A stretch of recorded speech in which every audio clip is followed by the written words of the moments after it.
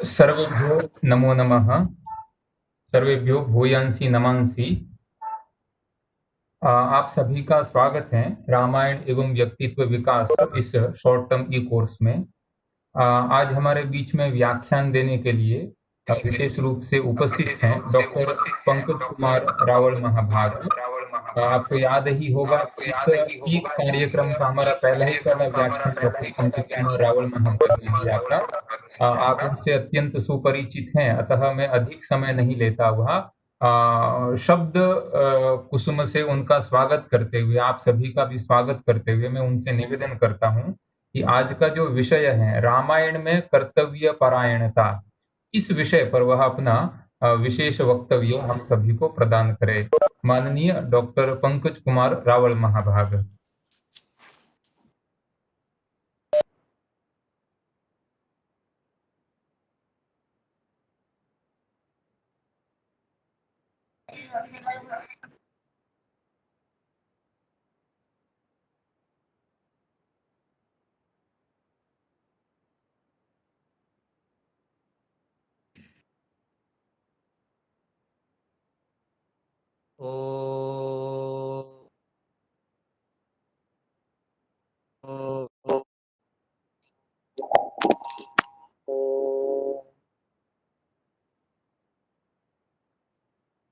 योऽन्तः प्रविश्य मम वाचमिमां प्रसुप्तां सञ्जीवयत्यखिलशक्तिधरस्वधाम्ना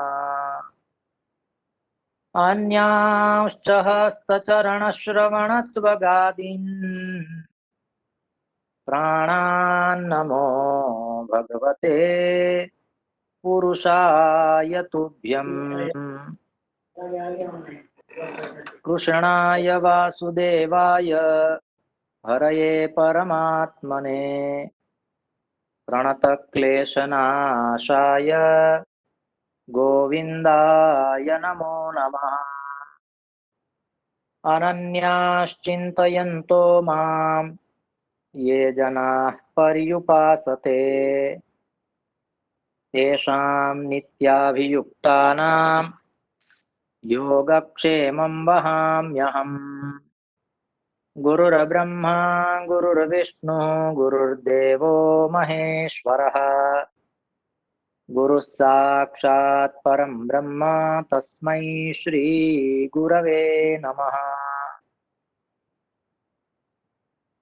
परम श्रद्धेयाः परम पूज्याः प्रभासतीर्थस्य अधिष्ठाता स्वरूपाः भगवन्तः श्री सोमनाथचरणाः प्रभासतीर्थे विराजमान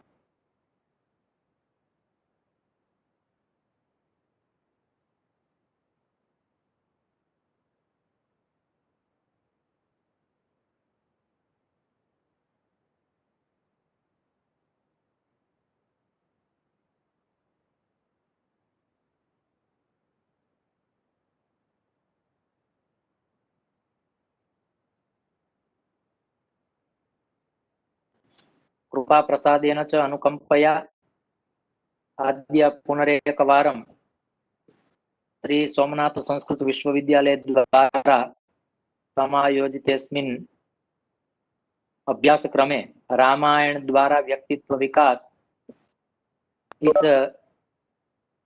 श्रेणी में आज पुनः एक बार आप प्रबुद्ध जनों के समक्ष उपस्थित होने का सौभाग्य मिला है और विषय है वाल्मीकि रामायण में कर्तव्य परायणता। इस शीर्षक के माध्यम से आज हम पुनः एक बार व्यक्तित्व विकास की ओर आगे बढ़ते हैं, जो कि नूतन शिक्षण नीति में इस विषय पर बहुत भार दिया हुआ है, इसका बहुत महत्व है और इस श्रेणी में हमें भी थोड़े अपने आप को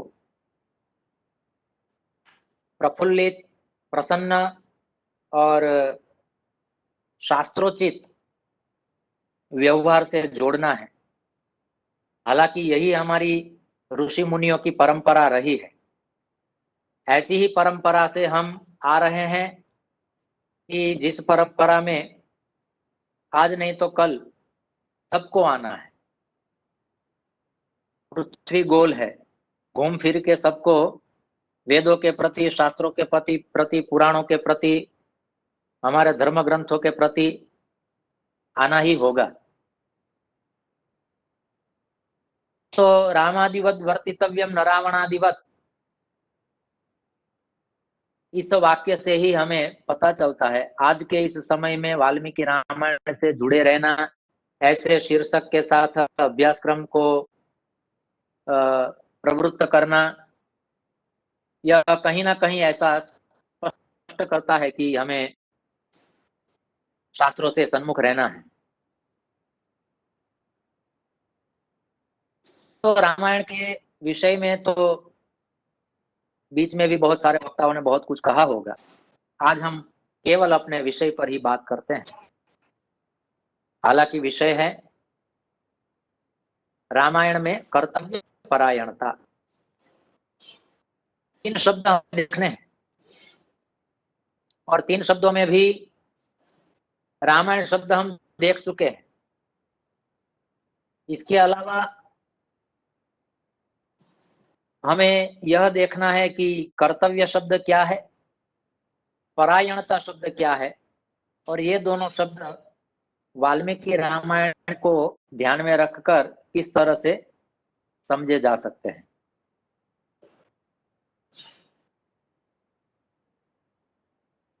रामायण एक हमारा आदि काव्य है, महर्षि वाल्मीकि जी की तपश्चर्या का फल है, गुरु शिष्य परंपरा का भी एक द्योतक है कि इस परंपरा के कारण ही, गुरु शिष्य परंपरा के कारण ही हमें यह अद्भुत ग्रंथ प्राप्त हुआ है। रामायण तो हमें क्या करना है यह सिखाता है, और महाभारत हमें क्या नहीं करना है यह सिखाता है।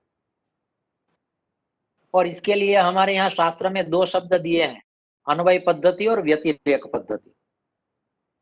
अन्वय पद्धति माने क्या करना है और व्यतिरेक पद्धति माने क्या नहीं करना है। तो अन्वय पद्धति का द्योतक वो वाल्मीकि रामायण है और व्यतिरेक पद्धति का द्योतक श्रीमद् महाभारत है। युद्ध नहीं करना है, द्यूत क्रीड़ा नहीं करनी है, ऐसे ही सबको वचन देना,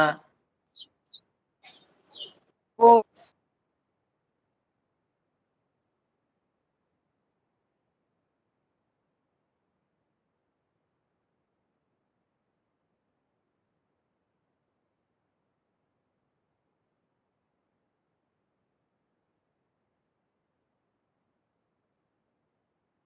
क्रूतव्य करणीयम, ऐसे कुछ शब्द से कर्तव्य शब्द बनता है।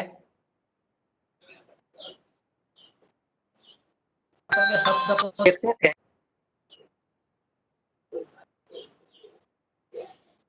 जो हम कर्तव्य शब्द को देखते समझते थे, वो कर्तव्य हमारे पास इस आशय से अपना मत प्रस्थापित करता है कि बहुत सामान्य रूप से वैसे तो हम बोलते हैं कर्तव्य शब्द, हालांकि इतना व्यवहार में आ गया है कर्तव्य शब्द, लेकिन रामायण के परिप्रेक्ष्य में और शब्द उपासना करने के नाते हमें कर्तव्य शब्द को ठीक से समझना अत्यंत आवश्यक है, जिसका एक अर्थ होता है करणम योग्यम व कर्तुम योग्यम इति कर्तव्यम, जो करने योग्य है। पुनः एक बार हम महाभारत को और भगवत गीता को याद करें तो महाभारत के भगवत गीता के प्रथम अध्याय में अर्जुन की स्थिति थी किंग कर्तव्य मूढ़, ऐसा शब्द है अर्जुन के लिए, याद रखें, किंग कर्तव्य मूढ़, मुझे क्या करना है यह जिसके पास ज्ञान नहीं है वो होता है किंग कर्तव्य मूढ़। हालांकि परमात्मा ने हर एक जीव को, हर एक मनुष्य को, हर एक मानव देह को कुछ न कुछ विशेष प्रयोजन के साथ ही पृथ्वी पर भेजा है। क्या करने भेजा है वो हमें यहाँ आके ढूंढना होता है, और ढूंढने के बाद भी उस हिसाब से कुछ करना होता है। अपना दायित्व, अपना कर्तव्य, अपनी निष्ठा, जिसका पूर्ण रूप से परिपालन करके हमें यहाँ से जाना होता है। परमात्मा वहां से ऐसे ही हमें नहीं भेज देते हैं। और शास्त्रों के संग में रहने के कारण, सदगुरुजनों के संग में रहने के कारण, संत महापुरुषों के सानिध्य में रहने के कारण कभी कभी हमें अपना कर्तव्य प्राप्त हो जाता है कि भाई मैं क्या करने के लिए आया हूं। जैसे कि स्वामी विवेकानंद जी को अपना कर्तव्य प्राप्त हुआ जब वो गए श्री रामकृष्ण परमहंस जी के पास। मैं धरातल पर क्यों आया हूं, परमात्मा ने मुझे किस आशय से भेजा है, किस विशेष आशय से भेजा है, यह समझना होता है।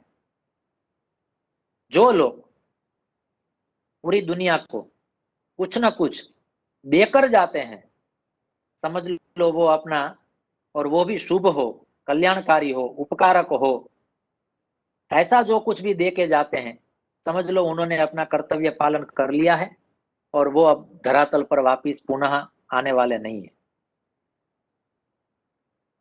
कर्तव्य पालन करना, कर्तव्य निष्ठा का आश्रय करना, इसका एक आशय यह भी है कि हम जगत को क्या देने आए हैं वो हम समझ ले। लेके तो यहाँ हम कुछ से कुछ नहीं लेके जा सकते, इस धरातल से कुछ न लेकर जा सकते। परमात्मा ने कहीं भी सिक्योरिटी भी नहीं रखी है, सीसीटीवी कैमरे भी नहीं रखे हैं, कोई वॉचमैन भी नहीं रखा है, कोई द्वारपाल भी नहीं रखा है, Z+ सुरक्षा भी नहीं रखी है। लेकिन इसके बावजूद मनुष्य यहाँ से जाते वक्त अपने साथ कुछ लेकर नहीं जा सकता है। और धनानि भूमौ पशवश्च गोष्ठे इसका प्रसिद्ध उदाहरण है। कर्मानुगो गच्छति जीव एकः। तो हम पृथ्वी पर क्यों आए हैं, जो कुछ लेकर नहीं जा सकते तो क्यों आए हैं? तो परमात्मा कहते हैं कि तू लेने के लिए नहीं, तू देने के लिए आया है। भगवान श्री राम ने अपने आचरण से जगत को दिया और भगवान श्री कृष्ण ने अपने उपदेश से जगत को दिया। ये दोनों महापुरुष जो हमारे बीच में बहुत अधिक प्रस्तुत है, राम और कृष्ण और भगवान शंकर, ये 3 देव ऐसे हैं कि जिनको सनातन संस्कृति समझने के लिए बहुत नजदीक से समझना पड़ता है, पढ़ना पड़ता है और जानना पड़ता है, तब जाके पता चलता है कि भाई हम क्यों आए हैं।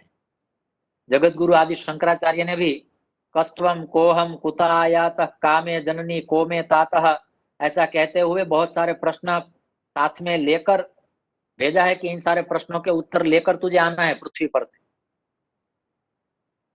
तो अभी हम जिस नाम से जाने जाते हैं वो हम हैं, ये हमारा बहुत बड़ा भ्रम है। वो हम नहीं है, वो हमारा भ्रम है। जगत को कुछ अच्छा देकर जाने वाला व्यक्ति वो प्रमाण दे देता है कि अब ये धरातल पर पुनः नहीं आएगा। जगत गुरु आदि शंकराचार्य ने भी कहा है कि दुर्लभम त्रयमेवेतद् देवानुग्रह हेतुकम मनुष्यत्वम मुमुक्षत्वम महापुरुष संश्रयः। ये 3 बात अत्यंत दुर्लभ है, विवेक चूड़ामणि जैसे ग्रंथ में उन्होंने कहा है। तो मनुष्यत्व प्राप्त हुआ, उसमें भी हमारा मुमुक्षत्व का विचार न हो, और मुमुक्षत्व का विचार तभी दृढ़ होता है जब महापुरुष संश्रय, महापुरुष का हम आश्रय करें। वो महापुरुष में हम साधु संत महात्मा भी ले सकते हैं, गुरुजन को भी ले सकते हैं और शास्त्रों को भी ले सकते हैं। और अभी हम वर्तमान में बात करें तो वाल्मीकि रामायण को हम ले सकते हैं। महापुरुष संश्रय, वाल्मीकि रामायण का आश्रय करना माने वाल्मीकि ऋषि का आश्रय करना, और वाल्मीकि ऋषि के आश्रय से ही हमें हमारा मुमुक्षत्व दृढ़ करना है। और मुमुक्षत्व का एक अर्थ सीधा साधा सरल यह हो जाता है कि जिस व्यक्ति को मृत्यु से संतोष हो, अपने मृत्यु से संतोष हो, मरते वक्त उसे पूछा जाए, यमराज आके कहें कि भाई आप अपने प्राण त्याग रहे हैं अभी, आपको दो वचन कहना है तो क्या कहेंगे? तो उस वक्त हमारे दो वचन यह होने चाहिए कि मुझे मेरे जीवन से संतोष है और मैं मरना चाहता हूं, मुझे इस मृत्यु का आनंद है। बस इतना कह सके, ऐसी स्थिति उसके पूरे जीवन के हिसाब लगाने के बाद पता चलती।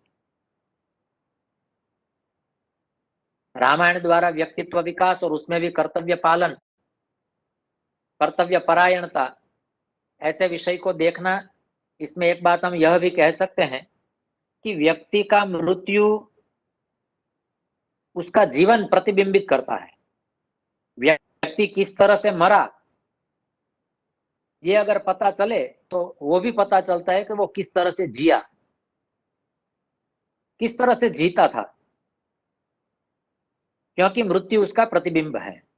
जिसको जीना नहीं आता है उसे मरना भी नहीं आता है। तो यहाँ कर्तव्य पालन करके जो मृत्यु को प्राप्त करता है उसे परम संतोष होता है, परम आनंद होता है। मरने का भी संतोष होता है, और मरने का संतोष वो एक शास्त्र का प्रयोजन है। मृत्यु का भय निकल जाए, और भय निकलने के बाद भी, डर निकलने के बाद भी वो अपने मृत्यु को आनंद अवस्था में देखे कि नहीं, मैं जो करने के लिए आया था मुझे पूर्ण संतोष है। ऐसा यदि हम कुछ करके जाते हैं, समझ के जाते हैं, तो ही समझना है कि हमारा व्यक्तित्व विकास हुआ है। कर्तव्य शब्द को ध्यान में रखकर हम ये सारी बात कर रहे हैं। कर्तुम योग्यम कर्तुम उचितम व कर्तव्यम, ये भी कर्तव्य शब्द का एक अर्थ है, जो करने योग्य है, जो करने जैसा है। जैसे कि ये अभ्यास क्रम से जुड़ना, तो एक कर्तव्य माने जुड़ने जैसा है। कर्तुम उचितम, करना चाहिए। कुकिंग के क्लास करें, स्विमिंग के क्लास करें, तो उससे क्या दीर्घकालीन फल मिलेगा ये तो जो कर रहे हैं वो ही जाने। लेकिन पानी में तैरना जानता हो लेकिन शास्त्र में डूब जाता हो, तो वो भी उसका अच्छा, सबसे अच्छा तैरना है। अगर पानी में तैरना नहीं जानता है लेकिन शास्त्रों में डूबना जानता है, तो समझ लो उसका व्यक्तित्व विकास हो गया। हमें कहाँ डूबना है, कहाँ तैरना है, ये हमें शास्त्र सिखाते हैं, और उसमें भी ये रामायण हमें ये उपदेश देता है। तो इस विषय पर यद्वा अवश्यम करणीयम यत् तत्कर्तव्यम, जो अवश्य करने जैसा है, शास्त्र पढ़े या न पढ़े, अवश्य पढ़ने जैसे हैं। हम जो भी कार्य कर रहे हैं, जो भी क्रिया करें, उससे पहले अपने आप को पूछे कि ये कार्य जो है वो कर्तव्य है, कर्तुम उचितम, कर्तुम योग्यम, और अंतरात्मा से आवाज आए, हाँ कर्तव्य, कर्तुम उचितम, योग्यम, वो कर्तव्य है। क्योंकि हमारी आत्मा इतनी शुद्ध है कि हमें समय समय पर कह भी देती है कि भाई ये नहीं करना है। आवाज आ जाती है अंदर अंदर से, हर एक व्यक्ति को आती है, और ये आवाज हर एक व्यक्ति को आती है। लेकिन आज के समय में मनुष्य की तकलीफ यह है, दुख ये है, कष्ट ये है कि आवाज तो आती है लेकिन वो सुनाई नहीं देती। इतने हम बधिर हो गए हैं। क्यों? तो उसका एक ही कारण है, जो कर्तव्यम अकर्तव्यम तन्न कर्तव्यम प्राण कंठ गतेरपि, कर्तव्यमेव कर्तव्यम प्राण कंठ गतेरपि। जो हमारा कर्तव्य है वही हमें करना है, चाहे हमारे प्राण हमारे कंठ तक क्यों क्यों ना आ जाए, हमारे शरीर से अपने प्राण निकल क्यों ना जाए, लेकिन जो हमारा दायित्व है, जो हमारा कर्तव्य है, जो हमारा धर्म है, जो हमारी निष्ठा है, वो हमें करनी ही करनी है। अकर्तव्यम न कर्तव्यम प्राण कंठ गतेरपि, जो नहीं करना है वो किसी भी हालत में नहीं करना है। यह शास्त्र का उपदेश है, और यह समझने के लिए हमारी शास्त्र परंपरा है, हमारे ऋषि मुनियों के दर्शन है, उनकी दीर्घ दृष्टि है। हम तो अल्पमति है, वो दीर्घ दृष्टा है। तो यहाँ कहते हैं कि अन्याश्रयो न कर्तव्य कर्तव्यो महदाश्रय, यदि दैवात् फलम न स्यात् छाया केन निवार्यते। इस बात को स्पष्ट करने के लिए अन्याश्रयो न कर्तव्यः, अन्य का आश्रय नहीं करना है, अनन्य का आश्रय करना है। आश्रय करे तो ऐसा आश्रय करे कि जो आश्रय करने के बाद और किसी आश्रय की आवश्यकता ही न रहे। और इस विषय में स्पष्ट करने के लिए ये छोटे से सुभाषित में श्लोक में एक उदाहरण दे दिया। यदि दैवात फलम न स्यात् छाया केन निवार्यते। आप छोटे वृक्ष का आश्रय करते हो तो उससे कुछ लाभ नहीं है। कर्तव्य महद आश्रय, किसी बड़े वृक्ष का आश्रय करना है। और बड़े वृक्ष का आश्रय करना माने जिसके पास संतोष हो, तितिक्षा हो, धैर्य हो, शांति हो, धर्म हो, सदाचरण हो, ज्ञान हो, विद्या हो, विनय हो, विवेक हो, ये सारे फल जिस वृक्ष पर लगे हैं ऐसे वृक्ष का आश्रय करना है। यदि दैवात फलम न स्यात्, यदि भाग्यवशात उस वृक्ष पर फल भी न हो तो छाया केन निवार्यते। छाया देने से कौन रोक सकता है उस वृक्ष को। माने वो वृक्ष अंत तो गत्वा छाया तो दे ही सकता है। कदाचित फल न दे लेकिन छाया तो देगा ही देगा। यह हमारी परंपरा है। कर्तव्यो महदाश्रय। जब हमें परमात्मा कहता है कि भाई मैं तुझे एक वृक्ष देना चाहता हूं, कौन सा चाहिए, तो हम कल्प वृक्ष ही क्यों न कहें। कर्तव्यो महदाश्रय। तुझे एक गाय देनी है, कौन सी दूं, तुरंत हमें कहना है कि भाई कामधेनु दे दो। कर्तव्य महदाश्रय। यदि दैवात फलम न स्यात् छाया केन निवार्यते। भाग्यवशात यदि उसमें फल न लगे तो छाया से तो कौन विमुख कर सकता है। कहने का मतलब अंत तो गत्वा छाया तो मिलेगी ही मिलेगी। उसी तरह से किसी महापुरुष के आश्रय में रहते हैं, किसी सदग्रंथ के आश्रय में रहते हैं तो कुछ ना कुछ तो अवश्य मिल जाएगा। इस विषय को स्पष्ट करने के लिए यहाँ कहते हैं कि कर्तव्यमेव कर्तव्यम प्राणः कंठगतैरपि। महापुरुष का आश्रय करना कर्तव्यो महदाश्रय। और हितोपदेश करके एक ग्रंथ है और उस ग्रंथ में भी वहां तो एक लंबी चौड़ी कथा पाई जाती है, लेकिन हम कथा में न जाते हुए केवल इसका सार कहते हैं कि हीन सेवा न कर्तव्या कर्तव्यो महदाश्रय अजा सिंह प्रसादेन वने चरति निर्भय। ऐसा श्लोक है। एक बकरी थी अजा, जिसने वन में सिंह के साथ दोस्ती बना ली। हीन सेवा न कर्तव्या, किसी हीन व्यक्ति की सेवा करने से तो अच्छा है कि हम किसी बड़े की, जैसे वो किरातार्जुन्य में कहा है वरम विरोधोपि समम महात्मा भी। मूर्ख व्यक्ति से दोस्ती बनाए रखना उससे तो अच्छा है कि बुद्धिशाली व्यक्ति से हम शत्रुता बनाए रखें, क्योंकि बुद्धिशाली व्यक्ति के साथ जुड़ी हुई शत्रुता से भी कुछ सीखने को मिलता है, जब मूर्ख व्यक्ति की मित्रता से भी हमें कुछ सीखने को नहीं मिलता है। तो यहाँ कहते हैं कि उस बकरी ने, अजा ने सिंह के साथ मित्रता बनाई और कहती है अजा सिंह प्रसाद है ना, उस सिंह की प्रसन्नता के कारण वने चरति निर्भय। वो जो बकरी है वो वन में निर्भय होकर विचरण कर सकती है। क्यों? क्योंकि वो जानती है कि मैंने सिंह का आश्रय किया है। किसी को भी बता सकती है कुछ करना मत, सिंह के साथ हमारा घनिष्ठ संबंध है। लेकिन उस बकरी को, उस अजा को सिंह का हृदय जीतने में भी कुछ पुरुषार्थ तो करना पड़ा होगा। ऐसे ही वो सिंह जो है वो अपनी गोद में, अपने स्थान में, अपने आश्रय में उसे पलता नहीं देख सकता है। तो महद आश्रय हमें ढूंढना है, समझना है, अपनी विवेक बुद्धि से जानना है कि ये क्या है महद आश्रय। इतना समझने के लिए तो परमात्मा ने हमें विवेक बुद्धि दी है कि कौन सा वृक्ष हमें फल भी देगा और कौन सा वृक्ष हमें छाया भी देगा, किस वृक्ष की छाया में नहीं बैठना चाहिए, कौन से वृक्ष ऐसे हैं कि जो सूखे ही रहते हैं। इतना समझने के लिए तो हमारे पास परमात्मा का दिया हुआ भेजा है, भेजा लेके परमात्मा ने हमें भेजा है। तो इतना तो हम समझ सकते हैं। ये सारी बात हो रही है कर्तव्य शब्द पर। इसी विषय में दूसरा शब्द है परायणता। जैसे कि अभी विश्वविद्यालय ने मुझे इस व्याख्यान के लिए नियुक्त किया है, तो यह मेरा कर्तव्य है जो मुझे निष्ठा से करना है, परायणता से करना है। कर्तव्य तो सबको पता होता है, लेकिन ये पीछे वाला जो शब्द है ना, परायणता, वो भी बहुत महत्वपूर्ण है। बिना विश्वविद्यालय गया हुआ व्यक्ति भी जानता है कि मुझे क्या करना चाहिए, क्या नहीं करना चाहिए। आतंकवादियों की फौज में जाने वाला व्यक्ति भी अंदर से तो जानता है कि मैं जो कर रहा हूं वो गलत है, कर्तव्य है उसका, लेकिन परायणता नहीं है।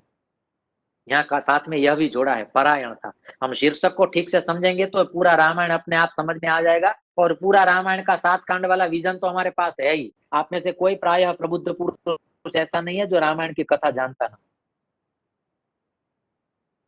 लेकिन हमें कर्तव्य शब्द के साथ परायणता शब्द को जोड़कर यह समझना है कि वास्तव में क्या करना है और किसमें परायण होना है। परायणता शब्द का एक अर्थ होता है निपुण होना, निपुण होना, सावधान होकर कर्तव्य का पालन करना।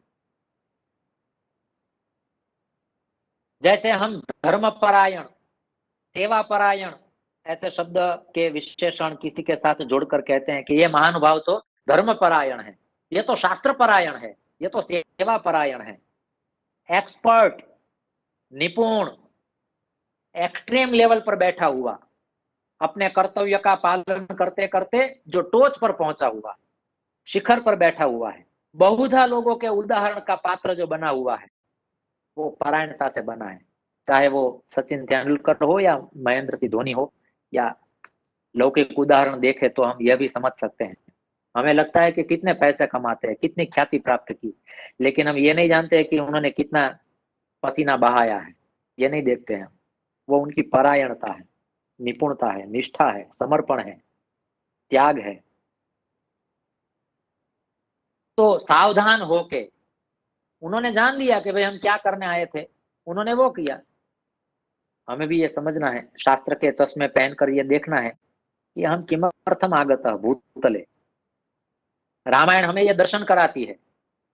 इस अभ्यास क्रम के माध्यम से हमें हमारा कर्तव्य भी मिल जाना चाहिए, और उस कर्तव्य में हमारी परायणता भी आनी चाहिए।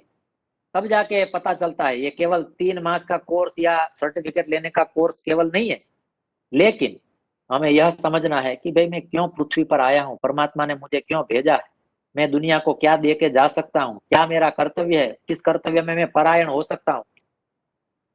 आज हम जिन लोगों को जानते हैं, अच्छी तरह से जानते हैं, सोच लेना उन्होंने अपना कर्तव्य ढूंढ लिया है और उस कर्तव्य में वो परायण है। इसी के कारण आज हम उनको याद करते हैं, चाहे किसी भी उदाहरण में याद करें, अच्छे तरीके से याद कर रहे हो, अच्छे उदाहरण बने हुए हो जो समाज के लिए। जैसे हमने स्वामी विवेकानंद जी को याद किया, रामकृष्ण परमहंस जी को याद किया, क्यों? यही प्रयोजन है इसका, इसी के कारण तो हम स्मरण करते हैं इनका, और यही हमारी कर्तव्य परायणता है। और इसी विषय में कहते हैं, परायणता शब्द का एक अर्थ हो जाता है ओत प्रोत हो जाना। गुजराती भाषाમાં કેવું હોય તો ઓળ ઘોળ થઈ જવું, तब जाके निपुणता आती, तब जाके परायणता आती। कोई बहुत बड़ा कार्यक्रम हो, 5,000 व्यक्ति भोजन करने वाले हो, और अच्छा रसोई बनाने वाला व्यक्ति वहां उपस्थित हो, तो वो कह देता है कि भाई इतने लोग के लिए सब्जी बनाना है तो इतना ही नमक चाहिए, इतनी ही शर्करा चाहिए, और वो पूर्ण आत्मविश्वास के साथ डालता है। हमें 5 व्यक्ति के लिए भी घर में बनाना हो तो पता नहीं चलता, या तो बीच में 2 बार तो चखना पड़ता है कि ठीक से तो बना है ना। तो 5,000 व्यक्ति के लिए जो इतने आत्मविश्वास के साथ वो कह रहा है, वो कब कह रहा है? वो उसकी परायणता है, उससे उसके पीछे बहुत सारे उसके अनुभव काम कर रहे हैं। छोटा सा एक प्रसंग याद आता है, वो मैं बताता हूँ। पिकासो करके एक विदेश के अच्छे विद्वान हुए, जो अच्छे पेंटर थे।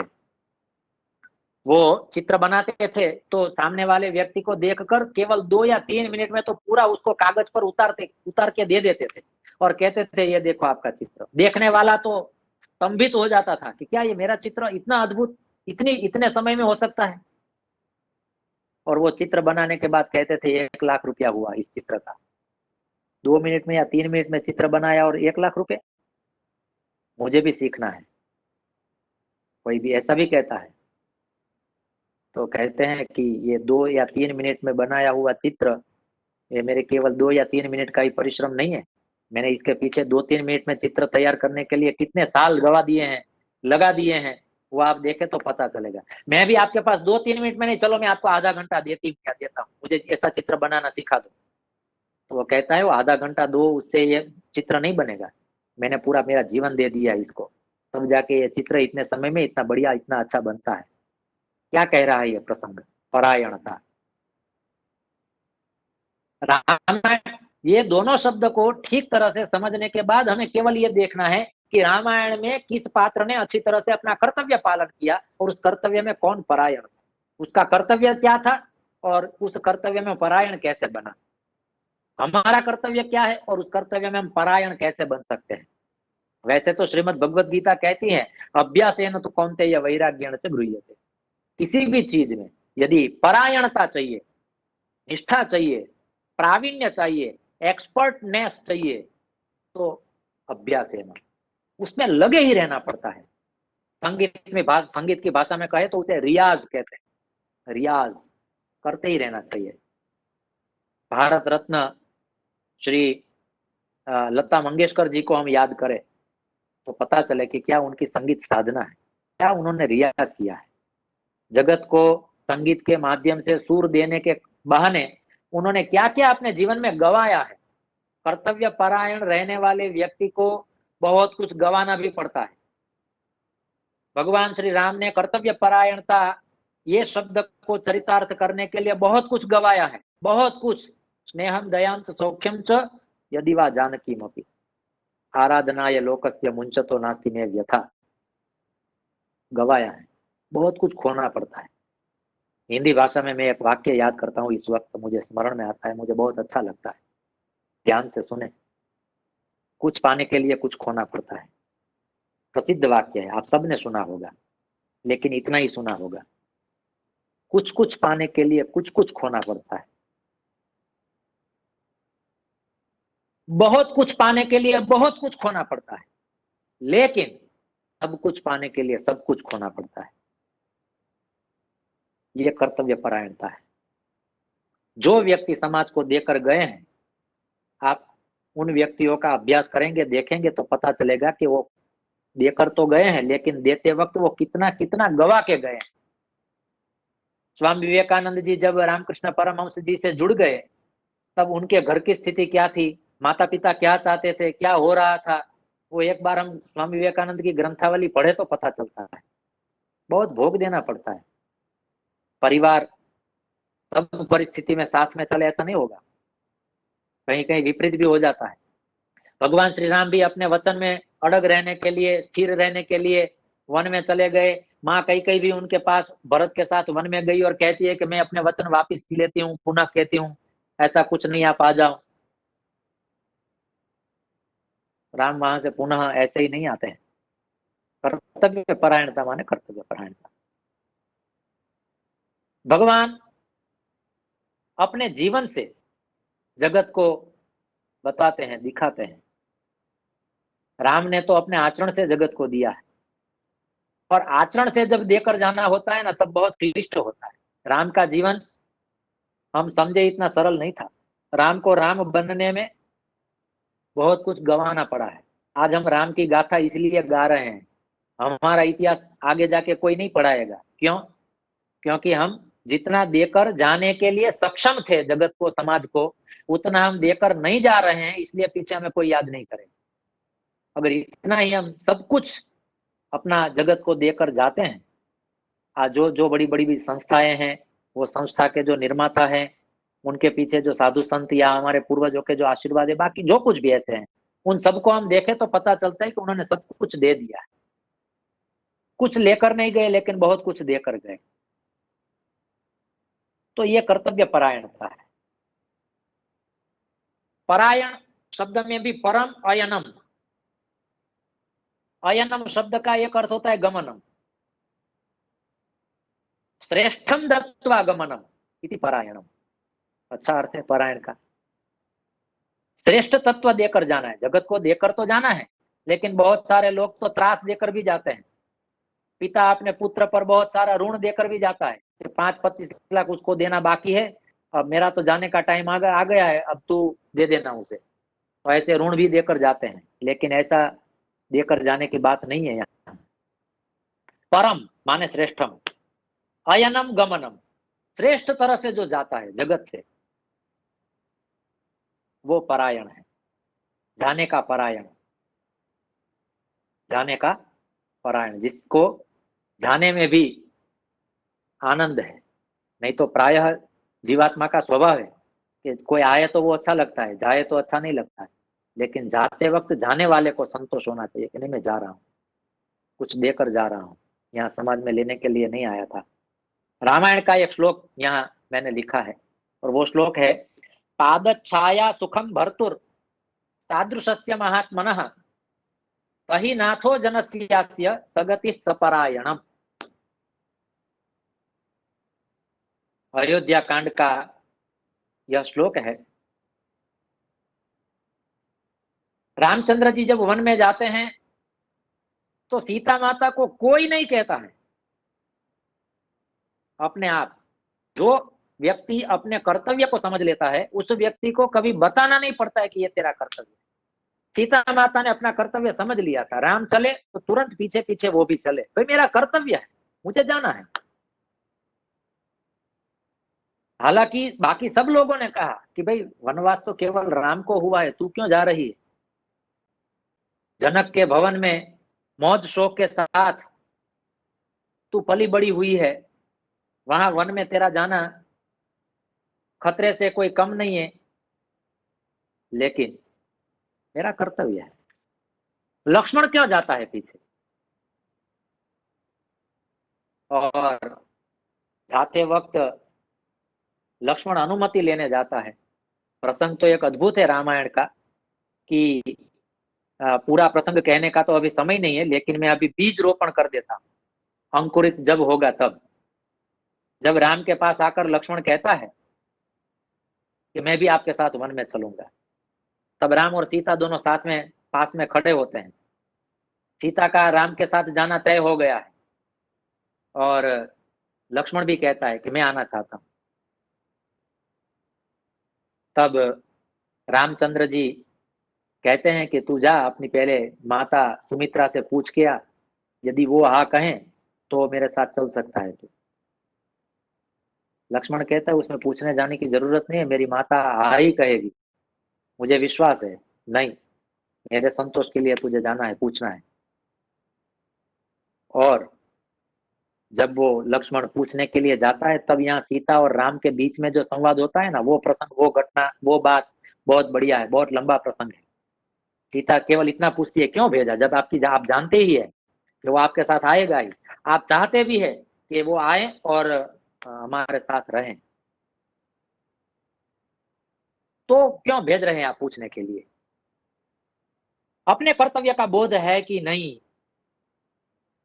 छोटी छोटी घटनाओं में से, छोटे छोटे प्रसंगों में से बहुत सारी परीक्षाएं होती रहती, कर्तव्य का ज्ञान प्राप्त करने के लिए। यहाँ कहते हैं कर्तव्य परायणता में, परायणता शब्द का एक अर्थ होता है अभीष्ट, इच्छित और तत्पर होना। परायणता माने तत्परता, कर्तव्य पालन के लिए हमारी तत्परता बनी रहे, नहीं करेंगे। किसी छात्र से गुरुजी कहे रात को 3 बजे कि चल पढ़ने बैठना है, तो वो तत्पर होना चाहिए। हमारी पूर्व संस्कृति यह थी। आप थोड़ा इतिहास पढ़ोगे, इतिहास माने रामायण महाभारत ही आप पढ़ोगे तो आपको पता चलेगा। उसमें भी विशेष रूप से तो उपनिषद हमारे यहाँ जो है, जितनी भी उपनिषद हैं, उन सारी उपनिषद की ये सारी कथाएं हैं। उसमें कहते हैं कि रात को 3 बजे 4 बजे कभी भी गुरुजी किसी भी छात्र को उठाकर कह देते थे बैठ जा पढ़ने के लिए, और वो बैठ जाता था। क्यों? क्योंकि उसकी तत्परता थी, गुरुचरण में विश्वास था। ये कह रहे हैं तो मेरी नींद भंग करने के लिए, मुझे परेशान करने के लिए नहीं कह रहे हैं, यही उचित समय होगा, इस शास्त्र को पढ़ने के लिए यही उपयुक्त समय होगा, इसी के कारण इसी में मेरा कल्याण होगा, ऐसा समझकर वो विश्वास के साथ बैठ जाता है। ये है तत्परता। तो परायणता का एक अर्थ तत्परता भी होता है। परायणता शब्द का एक अर्थ होता है आश्रय। कर्तव्य का आश्रय करना, उसमें निपुण तो होना ही होना है, प्रवीण तो होना ही होना है, एक्सपर्ट तो होना ही होना है, लेकिन उसका आश्रय करना है। जिस जिस कर्तव्य को हम जान चुके हैं उस कर्तव्य का हमें आश्रय करना है, उसकी निश्रा में रहना है। यह भी है परायणता शब्द का एक अर्थ। परायणता शब्द का एक अर्थ है नित्य प्रतिष्ठा। नित्य प्रतिष्ठा, उसी में डटे रहना है, जुड़े रहना है, लगे रहना है। तो वो भी है नित्य प्रतिष्ठा, नित्य उसके अंदर ही जो ओत प्रोत है, ऐसा नित्य प्रतिष्ठित। जब भी देखो, जिसे अपना कर्तव्य पता हो, क्षणश कणशश्चैव इसका उदाहरण है। एक अर्थ कहा है उत्तमाश्रय। परायणता शब्द का अर्थ होता है उत्तमाश्रय, जो श्रेष्ठ है उसका आश्रय करना और उसमें निपुण होना। गुजराती में एक कहावत है, निशान चूक माफ, नहीं माफ नीचू निशान। चूक हो जाए वो चलेगा, लेकिन हमारा लक्ष्य ही हम निम्न रखे, ऐसा नहीं है। कोई हमें पूछे आपका लक्ष्य क्या है, उसे हंसना हो तो हंसने दो। मुझे तो जब कोई पूछता है कि भाई आपका लक्ष्य क्या है, तो मैं कहता हूँ 18 के 18 पुराण कंठस्थ करने हैं। लक्ष्य क्यों हम नीचा रखें? रामायण महाभारत मुझे कंठस्थ करने हैं। कोई भी कभी भी कहीं से भी मुझे पूछे तो मुझे पता होना चाहिए। और वो कोई मुझे पूछे या न पूछे, मेरे आत्मतुष्टि के लिए, स्वांत सुखाय तुलसी रघुनाथ गाथा, अपनी प्रसन्नता के लिए परमात्मा ने मुझे वो क्षमता दी है। तो उसका मैं उस स्थिति में, उस व्यवहार में, उस दिशा में, उस क्षेत्र में उस क्षमता का प्रयोग क्या क्यों ना करूं? लोक प्रपंच में हालांकि हम अपना दिमाग इन्वेस्ट करते हैं, रोकते हैं, उससे तो अच्छा है कि ऐसी बातों में लगाए।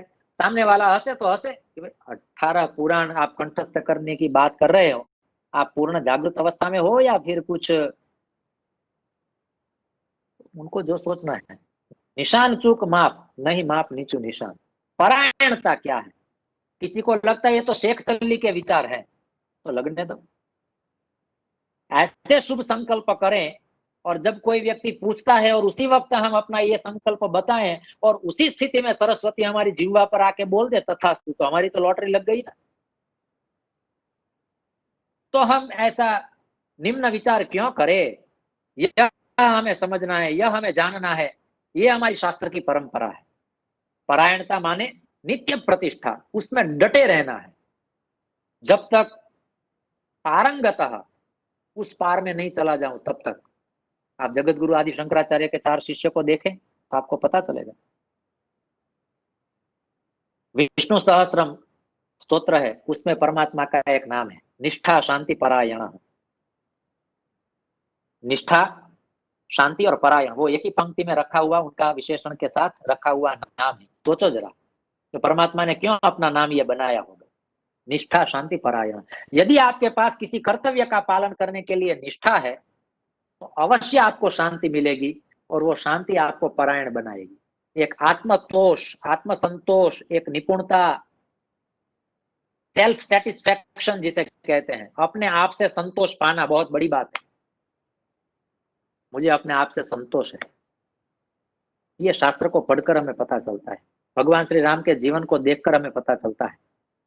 लक्ष्मण की निष्ठा देखिए आप, लक्ष्मण के प्रति उसकी पत्नी उर्मिला की निष्ठा और कर्तव्य देखिए आप। मैंने पहले ही कह दिया कि रामायण की कथा से आप अनभिज्ञ नहीं है। हमें केवल ये शब्द ऐसे ही हम जो बोल देते हैं, कर्तव्य और परायण ऐसे ही जो बोल देते हैं, ऐसे बोलने वाले शब्द नहीं है। इसलिए मैं ये 2 शब्द पर थोड़ा ज्यादा भार दे रहा हूं, वजन दे रहा हूं, समय ले रहा हूं। कभी कभी यह सोचना चाहिए कि सामान्य तरीके से बोले गए शब्द अपने आप में असामान्य होते हैं। कभी कभी हम किसी व्यक्ति को सामान्य समझ लेते हैं, सादे, सीधे सादे वस्त्र में हो, हम समझते हैं ये बहुत कोई सामान्य आदमी हो। लेकिन कोई पहुंची हुई कक्षा वाले व्यक्ति का भी एक स्वभाव बन जाता है कि वो अपने आप को बहुत सादगी से, बहुत सरलता से, बहुत सामान्य रूप से अपने आप को प्रस्थापित करता है, और बाद में पता चलता है ओहो ये तो आप हैं। निष्ठा शांति परायण,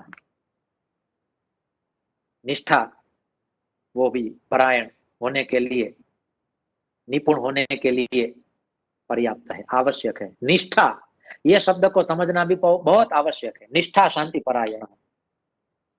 परायणता शब्द का एक अर्थ होता है अवश्यम करणे। परायणता अवश्य करना ही करना है, ऐसी स्थिति में भी परायणता शब्द को प्रयुक्त किया जाता है। आचार, धर्म, कर्म और कृत्य, ये सारे शब्द भी परायणता के पीछे छिपे हुए हैं, याद रखें।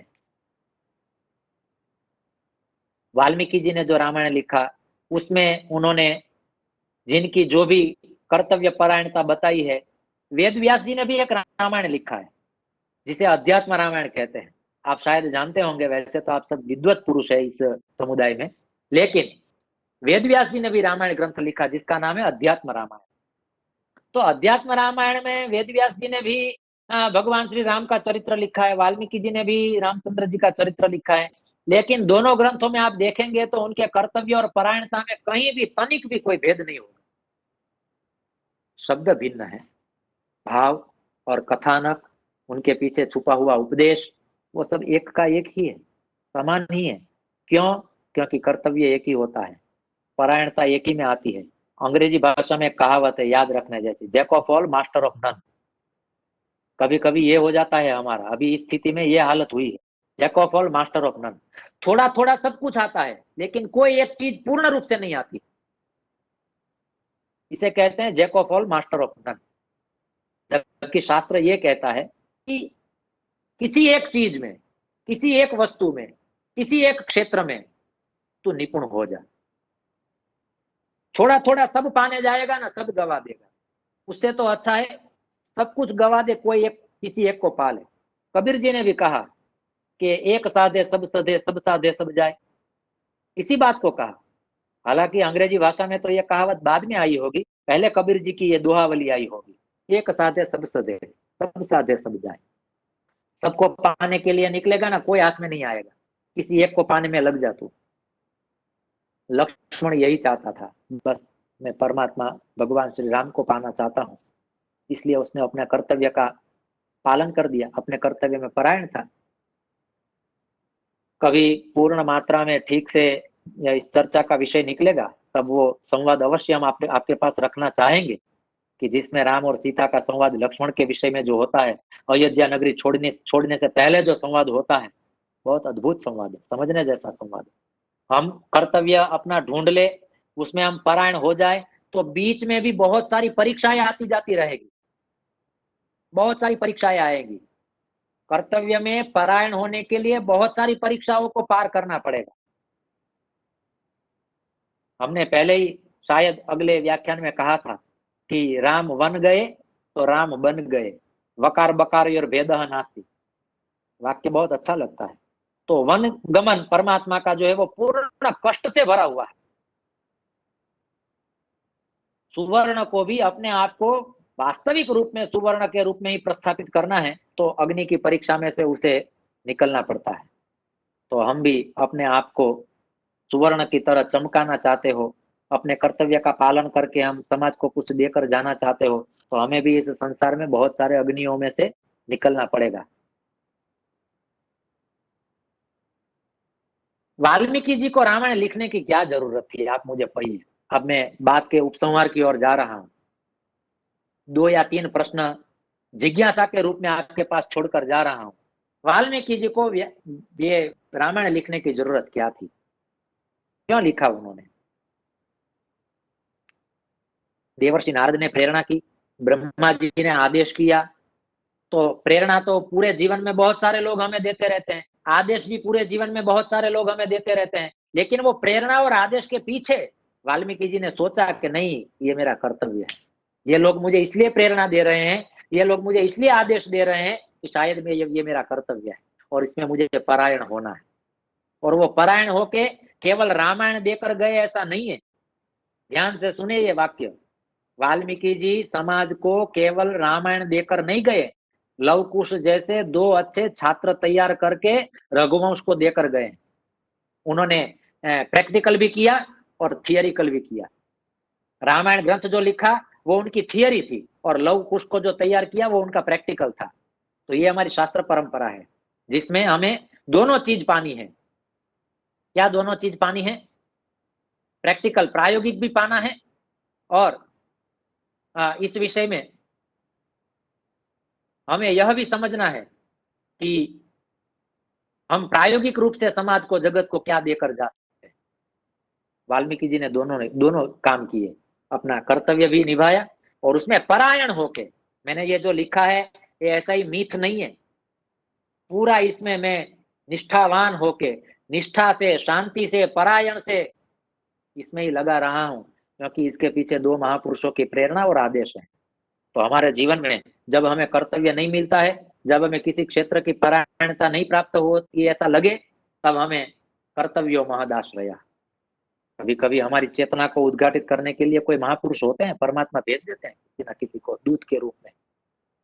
हर एक को मिला है ऐसा। भगवान श्री राम को भी वशिष्ठ ऋषि भी मिले और विश्वामित्र ऋषि भी मिले, जिसमें से एक ने शास्त्र विद्या दी, जिसमें से एक ने शस्त्र विद्या दी। तो वो कर्तव्य समझकर वो डटे रहें, जुड़े रहें, लगे रहें। ऐसी परिस्थिति में ये सारी बात हमें समझनी होती है। वाल्मीकि रामायण के सातों के सात कांड, चाहे आप रावण को ले लीजिए, मेघनाथ को ले लीजिए, केवल कर्तव्य परायणता इस शब्द को देखकर आप इंद्रजीत को भी देखेंगे, कुंभकर्ण को भी देखेंगे, रावण को भी देखेंगे, तो आपको लगेगा कि हालांकि उन्होंने अपना रोल बहुत अच्छी तरह से निभाया है। मैं वो सीरियल की बात नहीं कर रहा हूँ, धारावाहिक की बात नहीं कर रहा हूँ, वास्तविक जीवन की बात कर रहा हूँ कि जो रावण करके गया, रावण के सामने जिस तरह से वो लड़ा। हम जानते हैं कि सनत कुमारों का श्राप था और इसके कारण उसको ये करना पड़ा, तो रावण तो जानता ही होगा ना, लेकिन फिर भी उसने अपना रोल, अपना कर्तव्य पूर्ण निष्ठा से, पूर्ण परायणता से निभाया। यह कर्तव्य परायणता है।